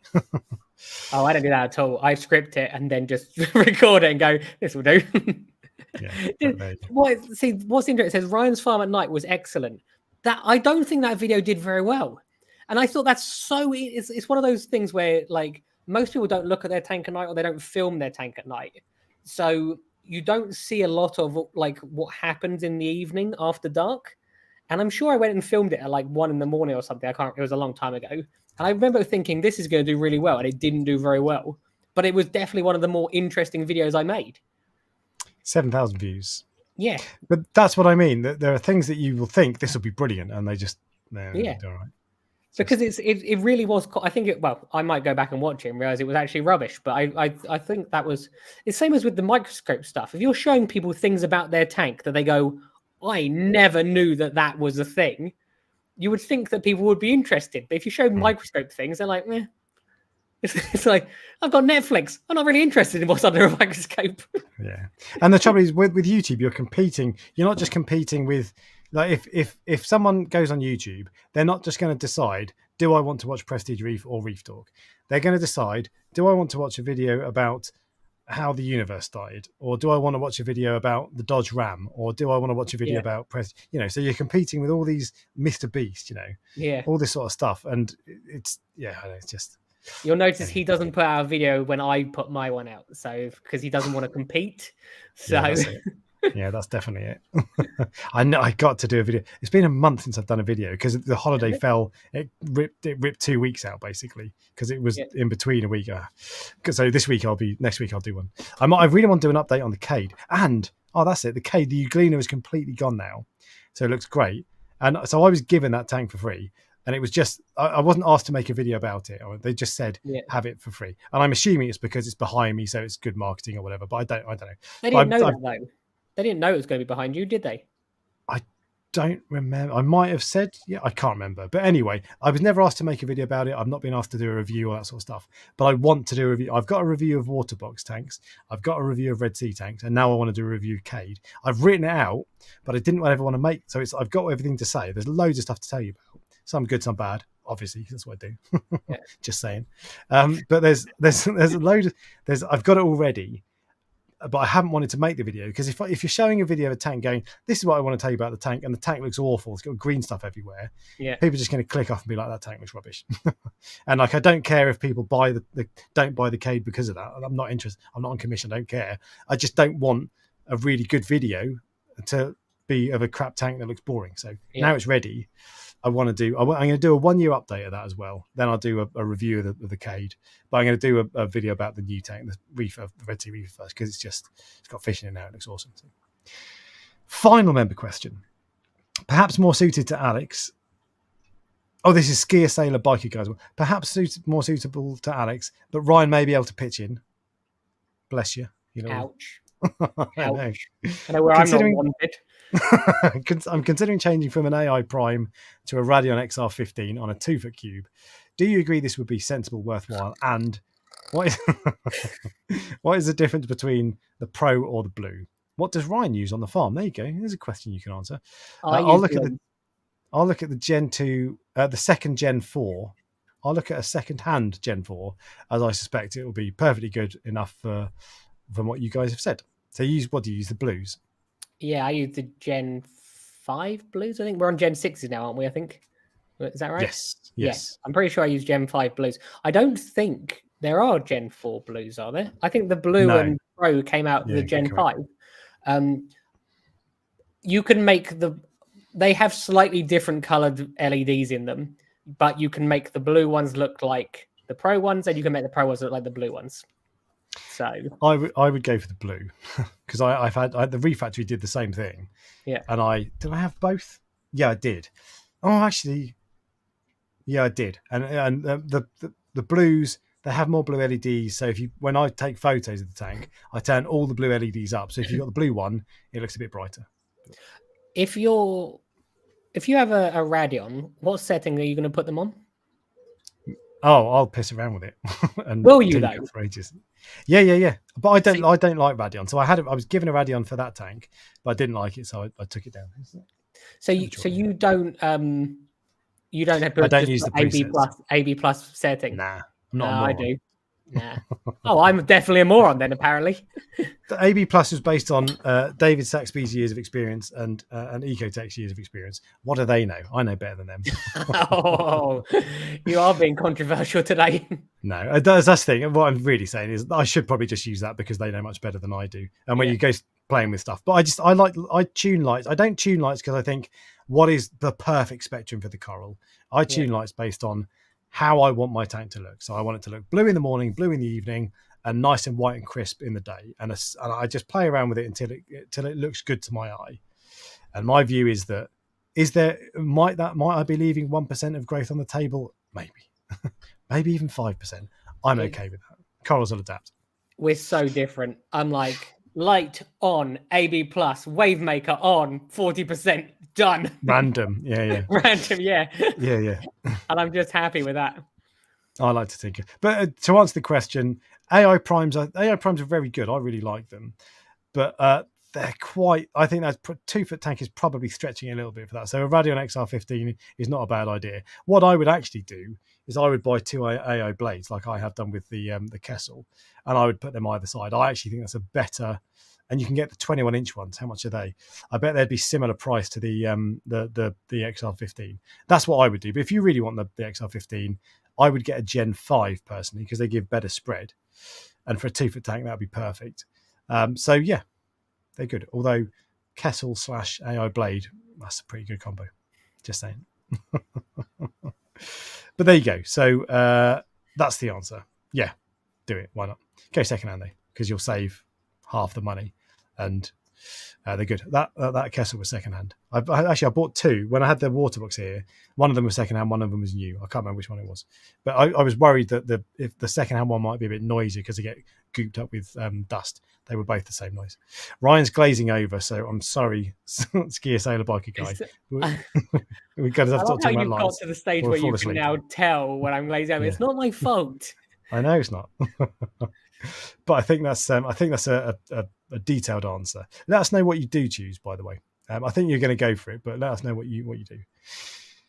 And that brings us on to the Prestige Reef Fish of the Week, which I have already loaded. Oh, hang on, I've got the right one. Yeah. Okay. Now, when I told Alex the Fish of the Week this week, Alex went, "I didn't know that," and that is the exact reason which I have picked this fish.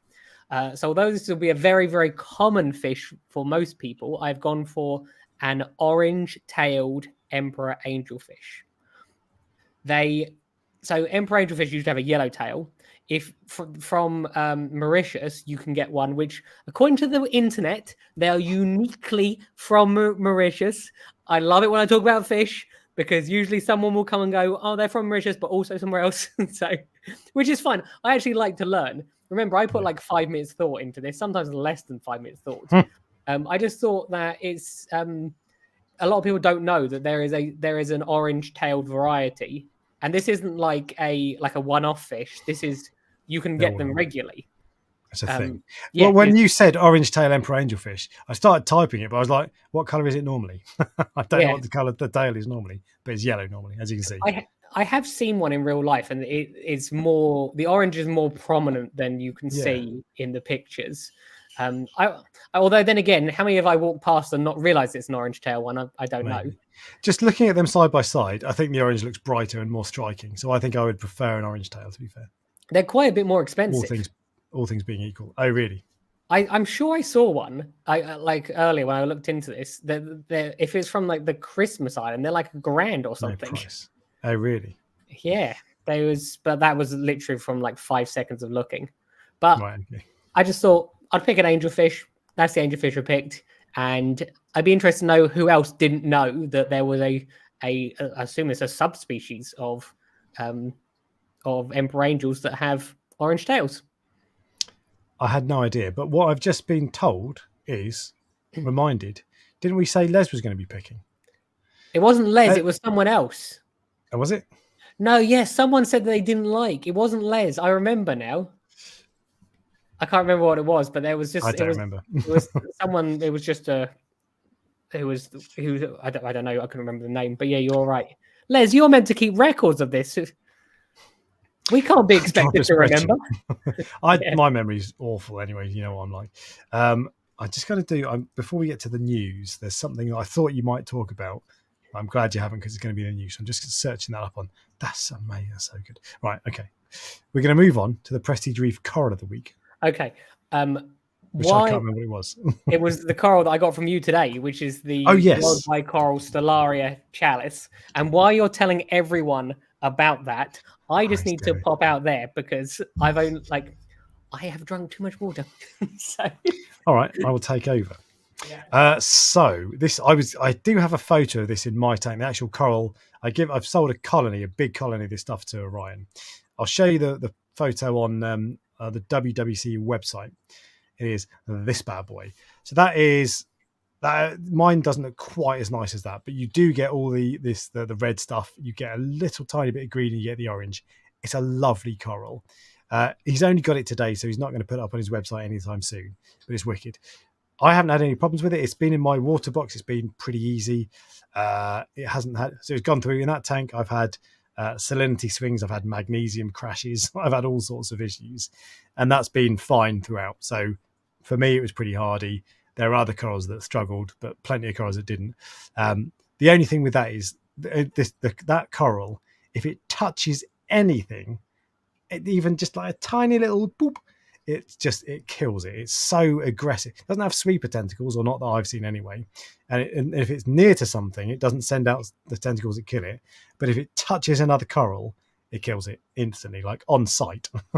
I dropped a barley green slimer. I was trying to move it, and the frag fell off and landed on the like leaning on the chalice. I was like, I'll get that tomorrow. It came out tomorrow, and the barley green slimer was dead. And there are a few corals like that. But it's a really nice coral. There was I sold a couple of bits to Reef Keeper Moss End not that long ago. They went pretty quickly. What have I done? They sold pretty quickly. But yeah, it's good.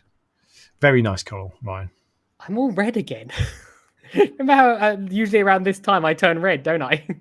That's funny. Yeah, I'd not noticed actually. But it's as the sun sets. I've given my experience on that chalice. I heard very rare, very expensive. People should come buy some from me. Is that what I heard? Yeah, basically, yeah. Sounds good to me. But it is rare. So I got it from a guy who's the guy did the video of his tank. What picture did you show? Sorry, the WWC one. As in, I didn't see what. What I was going to do, but you disappeared because you're unprofessional. What I was going to do is see if I could find... Coming from the person that started this live stream at 5 o'clock, people turned up and we weren't there. Wow. What I was going to do is try to find a photo that I've taken of my coral. Yeah. Because it's really nice. But I've probably put one on Instagram somewhere. I don't know if I'll be able to see it. But it's nice. It's very nice. When are you going to frag it, by the way? Oh, tomorrow? No, I don't know. I will. I'll let it settle in. I might cut it off that rock. I've never seen someone so attached to a rock. Attached to a rock, yeah. Yeah. I was like, if you can keep the rock, then just cut it free, and it's a really nice piece of rock. But I can't get a proper photo of. There's none. There'll be somewhere on my Instagram, but I can't see one. So you have to take my word for it. But it's nice. Very nice. And I've kept a couple of frags. I've got 3 frags. So I'm keeping that. That was too big, basically. So I wanted to grow back out again. So yeah. I think Trav's suggesting I just did cocaine in the bathroom. Huh? So, okay, you busted. How do you think I have this much energy? Yeah, I know, yeah. Les has a question. He says, I do have a question. Can I save my trachea? 60% of the flesh has gone due to a huge swing in parameters, but I've got it under control now. Is it like a scully where you just feed it, Ryan? Yeah, I was going to say, I've seen people bring tracheas back from like just the tiniest piece of flesh. Oh, so really? You can bring them back, but it depends. Has it stopped receding, or is it receding, or of like chunks of flesh coming off of it and it's like properly dying? Parameters under control doesn't say, but so what would you feed it? Pellets? Would you target feed it, or would you broadcast feed? What would you do? No, I would. So you want to start with something really, really fine that's easy to digest. Start with like some sort of powdered coral food. is what I would suggest, and then I'd move on to mysis. I wouldn't be feeding it pellets. But what? So I get I can't remember what brand they're called, and I was just looking around to see if I got them. I think they're downstairs. They're they're called LPS pellets, and they're super soft, and like they start dissolving when you put them in the water, and they're really good. Yeah, but you think? People ask. It's interesting. I had a consultation the other day with someone, and they were putting so much food into their tank. They were feeding anemone pellets to the anemone. They were feeding LPS pellets to the LPS corals and things like that. And I just think quite often, and I'm sure you've heard me say this before, you can do more harm than good. And it's not necessary to feed corals on a regular basis unless there's some very specific ones. So I target feed the Scully occasionally because I like doing it, and I did it when it needed to recover for sure. But I'm with you. Worldwide Corals talk about feeding is that's like the next level. But and I think they often, the last video they made about that, they were like, if you want to take your corals to the next level, try feeding them because we do it and it makes a world of difference. But what they said before that was make sure you've got your parameters right, make sure everything's steady, get everything else right. Don't just have a crap tank and start putting coral food in because that's not going to work. So everything else has got to be right. But I don't tend to feed corals, but I like the idea of it. But it just, like you say, it causes more hassle. You've got to be able to prepare to deal with the downside, which is putting more food in and all that sort of stuff. Yeah, you have to be able to manage your nutrients, basically. I think for most people, it does more harm than good. I really, really think that. But that's just my opinion. So if you're doing it every day, they don't need it every day. No, they don't even need it at all most of the time. Yeah, Les has got the pellets that they don't because they get the energy from food. Les has got the pellets I do, Vitalis LPS pellets. I would try them, but I don't really know about track wise. And that is, we've just done the corner week pressure. Do you know what that means, Ryan? Well, to news.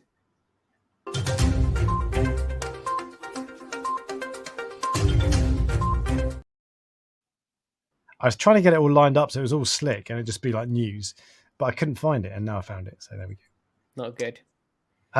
There is a reasonable amount of news today, given it's the summer, but that's probably only because it's been 2 weeks since we last did a news update. Yeah. The first thing I'm going to talk about, which isn't really news technically, to be fair, but this is the thing I was going to mention, is Mogsy's aquarium on Instagram and YouTube. This is his Fluval Evo. It's amazing. Don't zoom in, back out. Hang on. Here we go. That looks so good. No, stop zooming in. Hang on, is there a picture? No. There we go. Look at that. That. Oh no, I want to find just a static video. Anyway, whatever. I'll just play that. For a Fluval Evo, that is 10 times nicer than mine ever was. It's absolutely 100 times. Easily. It's a ram pack full of corals. They all look super healthy. Johnny's and Bernie's growing nicely. Great colour. Fantastic tank. That is my favourite ever Fluval Evo, I think. I agree. And so I hardly ever, you'll notice I don't really comment on things very often. When I saw this, I was like, I want to tell him that, that's an amazing tank, basically. And I don't believe that I could do that. I hate nano tanks. And although I can run a coral farm, there's a very different thing running a nano tank. And that's very, very impressive. There you go. So that's kind of news. If you want to go and see a nice nano tank, a Fluval Evo, which is a really popular tank and a really good tank as well, go and check out at Mogsy's Aquarium. MOGSYS Aquarium. He's on YouTube as well. Know what his maintenance is like. What does he do to get it so good with that many corals in such a small amount of water? Make a video on it, Mogsy. Ryan wants to know. Maybe he already has made a video, but yeah, if you're listening, which you probably aren't, make a video so we can. I'm interested. There you go. So first thing is Mogsy's Fluval Evo looks mint. Second thing, and this is kind of unofficial, but it's potentially big. Mobius currently is only available on Bluetooth, right? Yes. It's coming on Wi-Fi. So on Ultimate Reef, I think last week, recently anyway, last couple of weeks, someone posted to say I've just been on Mobius and I've got Wi-Fi access. What's going on? Has this been an update? And it turned out that was because a couple of people had it and they were beta testers before. And I think it sounds like Ecotech had accidentally turned it on for beta testers or whatever. But it's coming. And I don't know when it's coming because there was no announcement or whatever. It's since been turned off for those people as well. But it might be 6 months, it might be 6 days, it might be 6 years. But that is really good news. And I'd heard about this before, and I thought that you had to have a light, a Radeon, which has the Wi-Fi chip, and then you can control everything else. But that's not true, because there was one guy who just had MP40s, and he had Wi-Fi. So why is it really good? I'm just saying, I'm interested in your opinion. Because I get by completely fine without having it Wi-Fi. To be fair, the only thing that I don't return pump, don't care. Power heads, don't care. Light, don't care. Maybe it'll be useful if there's a problem to dim your lights on when you're on holiday, maybe. But mainly, it's for the dosing pump. Yes. So for a start, it's just good because you can check in. You can check in when you're at work or whatever, or if you're on holiday. But dosing, I really like. That's the one thing I don't like about my Versas with Mobius is that you can only access it when you can change it when you're locally. You can't change it when you're remote. So even there'll be sometimes when I'm at work and I'm like, oh, I must dose less calc, and I can't do it until I get back, and then I've forgotten. But also, if you're on holiday and your alkalinity tester is saying your alkalinity's gone up to 9, it's gone up to 9.5, you turn your dosing down. You can't do that at the moment. True. So, and I don't know anything about it. I presume they won't charge for it or whatever, but I don't know anything about it, but I do know it's coming. I suppose that's the main reason I use a GHL app, is to adjust my doser.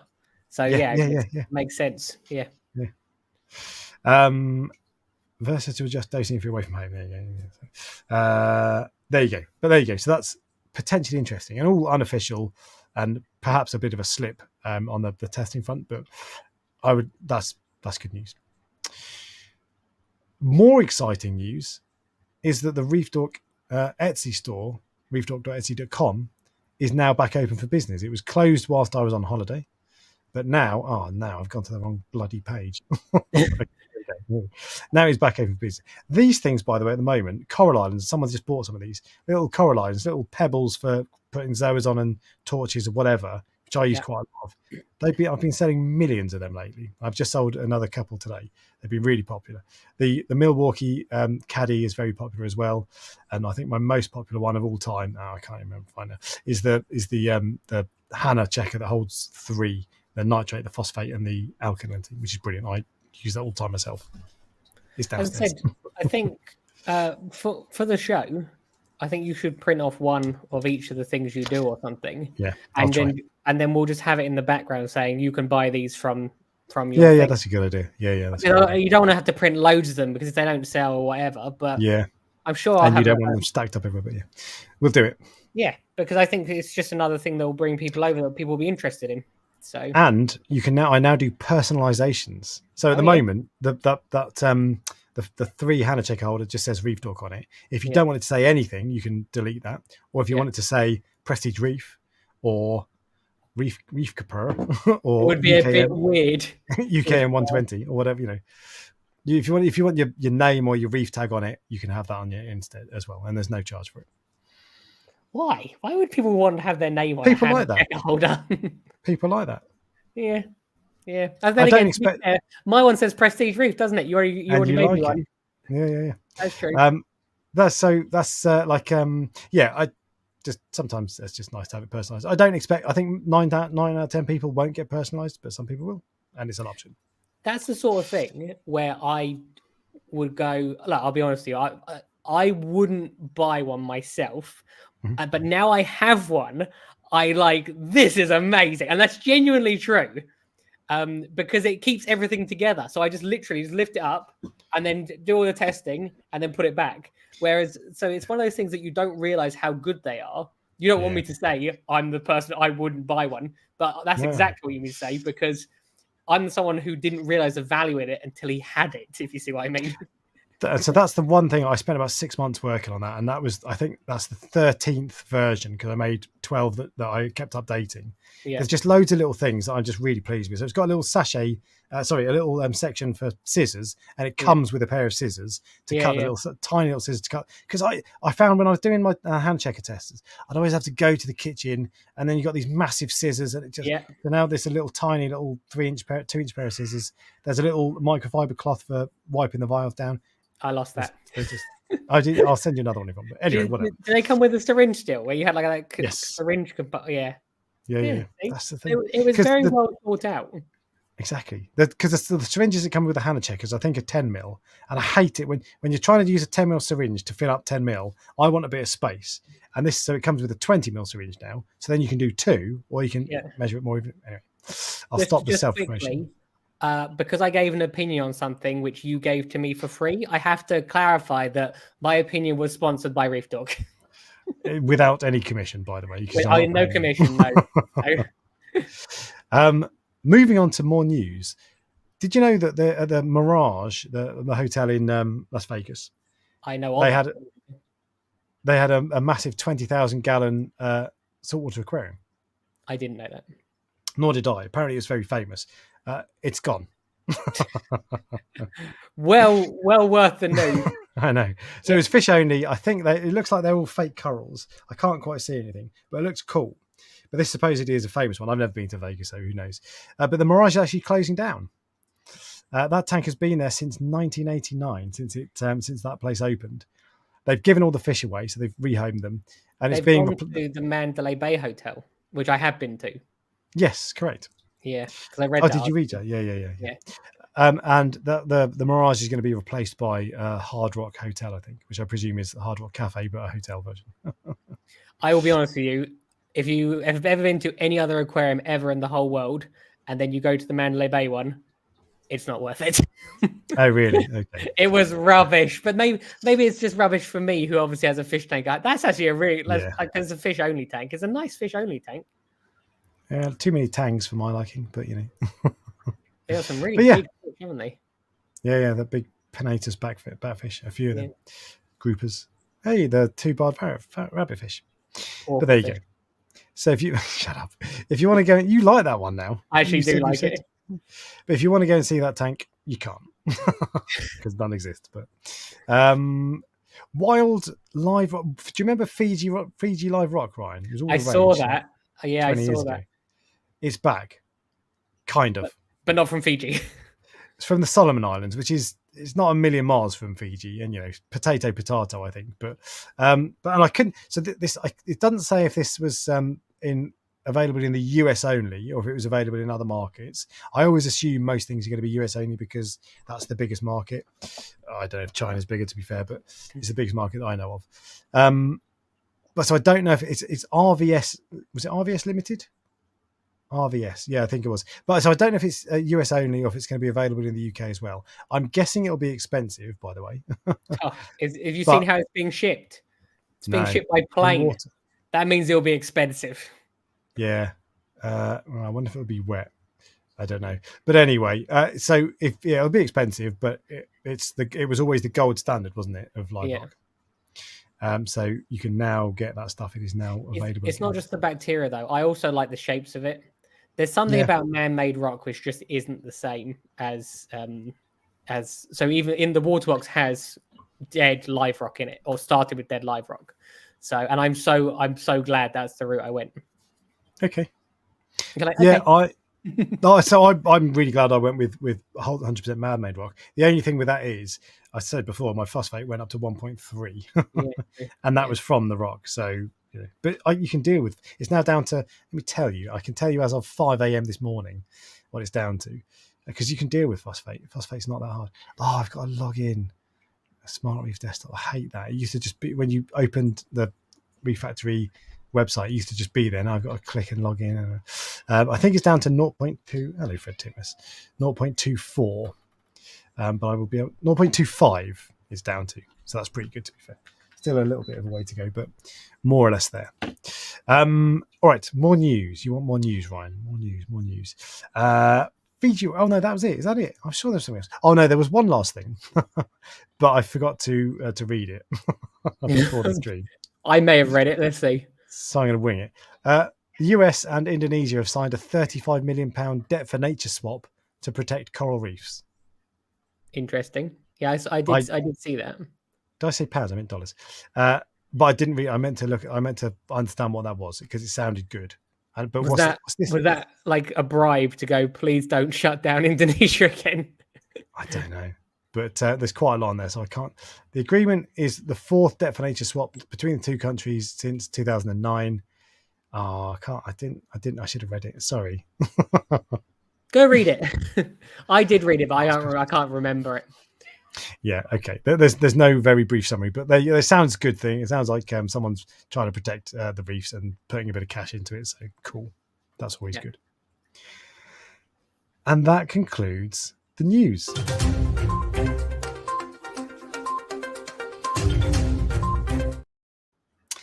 And when we finish the news, that's generally marks the end of the stream. So was there anything else? Oh, hang on a second. Can you still, Reef Dork, can you ask Ryan if he's still looking for zoas? If so, I'll message him on Insta. What have you got? What have you got, John? Yes, just send me over. I'm not particularly interested in like small, like single polyps or whatever, but send me over what you've got, if you've got anything. Colonies, anything that I can like cut. So when I buy corals from Alex, I don't usually buy like a frag like this. I buy a big piece. Like that chalice is massive. So if you've got any like big pieces, then just send them over. Also, it all comes down to price because people will see a single polyp for zoas and go, "Oh, that is £30," and they go, "Well, I've got 10 of them, so that must be £300." It doesn't really work like that. No, but yes, potentially. Yeah, potentially. Yeah. Alex, want to try my Pico design? I don't know what your Pico design is, but I don't like Pico tanks. I tried the little 900 milliliter tank that I got for my Mahano and Emily, and I hated it. I hate it. So, no, thank you. Sorry, that sounded really like. But I'm not talking about your tank. I just didn't enjoy my experience with it. I feel exactly the same way about nano tanks. It's quite interesting because I don't want to go anywhere near them, and I think it's because I had a nano tank once and I had a bad experience with it, so that has sort of put me off forever. And I just wonder if they're actually not as hard as I remember them being now that I know what I'm doing. Would you consider the Cade a nano tank? It's about 100 liters after displacement. I wouldn't consider it a nano tank. I'm talking about the ones that are on like desktop tanks. Luva Levo. Yeah, those sorts of ones. Yeah, but I wouldn't want a 100-litre tank either. No, I have no interest in small tanks. I think you sort of you get bigger and bigger and bigger as you progress through this hobby. Yeah. And they're limiting, I find. So the only reason for a small tank would be if you wanted to have a small fish, which is like the signature piece for that tank, in my opinion. So like there's like a goby, it's like a white bar goby or something. I can't remember what it's called. Where you like in a big tank, you'd never see it. Yes, I saw one today actually. I know the one you mean. Oh, black cap goby. Yeah, black. That's it. Yes. Yeah. That's the one I saw. Basically got it completely the opposite to what it was. Yeah. Though I like those. They're one of my favorite gobies actually, and they go with a very specific shrimp. It's funny because there was a black cap goby in Reef Keeper Moss End, and it was with a pistol shrimp, and I just wanted a pistol shrimp. Yeah. And so I was trying to find one. He was like, "Oh, here's one. Do you want that?" I was like, "No." Actually, I didn't know that there was a specific one, but I was like, "I don't want to break them up. I feel bad for him because it's a special fish." Yeah. So I just got a different one. Was it white with pink dots? I didn't look that closely. Yeah. Maybe. Yeah, they're their usual ones. Nanos are for sneaking past the wife. But there we go. And Spike was joking about the Pico tank. Going well. Temperature plus or minus 0.3 degrees, which is pretty good. Salinity was a problem for me. Well, actually, everything was a problem, but anyway, whatever. Right, anything else, Ryan? Anything else? Nope, that's it for me. Same as always, go buy some coral, keep me busy. But yeah, some nice. You got some. I was at the farm today actually this morning. You got some nice stuff. So we fragged loads of gonnies actually, and those like last week, and you saw them today, and you went not last week, but like 3 days ago, and they're not for sale yet. But you looked at them and you went, "Those do not look like they were fragged 3 days ago." They don't. They were doing all right. Yeah, they were like fully open, weren't they? Yeah, completely. but I'm and still really leaving like it. extended. But Yeah. They there's a massive difference when you use iodine, like an appropriate amount of iodine with regards to after the dip, yeah. yes. For all corals or specifically LVs? Anything that's like fleshy. I don't do it for Right, okay. like SPS corals, but it makes a massive difference with regards to bacterial infections. If you could even try that with Les's trachea. It just because you remember he said about he's got a Oh trachea yeah. Oh, dying. okay. Yeah. Iodine is like the difference is like you might get 50% loss as opposed to like 5% loss. Is massive. Okay, that's good. Do you have any glitterball gonnies? You've got glitter bomb gonnies, haven't you? I think they're the same thing. I think. Are they available though? I'm saving them probably for the show. They're only little at the moment. Yeah, I've got 3 little ones, don't I? Watch So, this space. I've got one green one, which I've got like loads of pieces of, which you saw today. Arguably, as far in my opinion, nicer. It's much brighter than a glitter Connie, isn't it? So I didn't want to upset you. Oh no! Don't say yes. No, it's very nice, but it's not the glitter Connie was nicer. Okay, which was brighter? Maybe your one, but okay. And what do people usually look for when they want corals? Glitter. Wrong. Whatever you were about to say, I was going to say wrong. They look for a name. No. They look for a fancy name. That's true, yeah. But it's funny because we were talking about corals that you're going to take to the show, and you're weighing up: should I take 10 of this or 5 of that, and should I take more? And it's impossible to guess what people will like because you and I have completely different taste in corals. Oh God! And it's so hard to predict what will do well and what people will like, and because like you always say, if people ask you what coral should I buy, it's like, mate, I got no idea. I know there's going to be a huge amount of effort involved, so I don't want to get it wrong. But so I'm happy, as I said in one of my videos recently. Like I sell loads of digi. I'm going to have digi there because someone will want it. This isn't some sort of, as I described previously, dick measuring contest where people will try and have the fanciest, rarest corals. I am there for one reason and one reason only. I am there to sell the corals that people want. So I will have some nice corals and some expensive corals and some corals that people won't have seen before. But I'm not only bringing those because what's the point in going and bringing a load of expensive corals back home with you? I want to take corals that will sell. I don't care. So as I said, I will have a bit of everything. I'm trying to expand my Zoa collection. I don't have the one thing that I think I'll disappoint people on probably is soft corals. I will have some bounce mushrooms there, but just general sort of like mushrooms. I don't have that many of. So and you've got a couple of fancy mushrooms and a couple of fancy toadstools. Yeah, those will all be bought. I'll be bringing those. Someone but generally speaking, pun? No. Someone just sent me a message saying, "F it, I'll probably buy anything for you from you." So there you go. It said anything from you at the end of the show. So it sounds like I've just got the person who will take everything. So I'm now only bringing very, very expensive corals that you've grown yourself. Yes, yeah. I want to show people everything. So yeah. But I've got my coral transportation that's turned up. Actually, it's 100-liter, big fat, like ice box, and I actually think it costs £130, which is a lot of money. But think about the cost of the corals that are going to be in it, and I might actually buy a second one as well, just as like a backup. Are you going to put them all in sample pots then, or bags or something, and then put them in that? No, that's my plan was actually to just put them all on the racks, like in the order that I want them, with the prices and everything. Take them out, put them into and when they're in the storage, they're going to have 3D printed legs, so they're going to be sitting on top of each other. The only thing I'm worried about, remember, this is the first time that I've done this. You're going to have a lot of stressed corals in a very, very small space.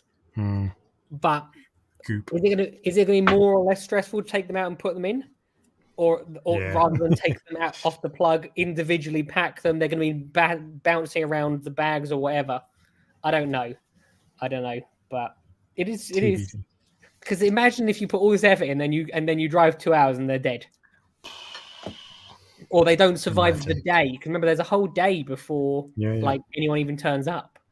So flow will be off most of the day as well because people want to see. Yeah, although I'm going to have a heater and like a little power head in the cool box, so it'll be like a transport tank if you think about it. Good. So, yeah. Well, I'm flagging. I can tell you're like, please stop talking, Ryan, so we can go. But thank you all for joining again. Sorry, I let you down last week. Football was more important anyway. But thanks all for joining. Really good. I had a good time today. Cheers, Ryan, as ever. And I will see you all in a week's time. See you later. Bye, guys.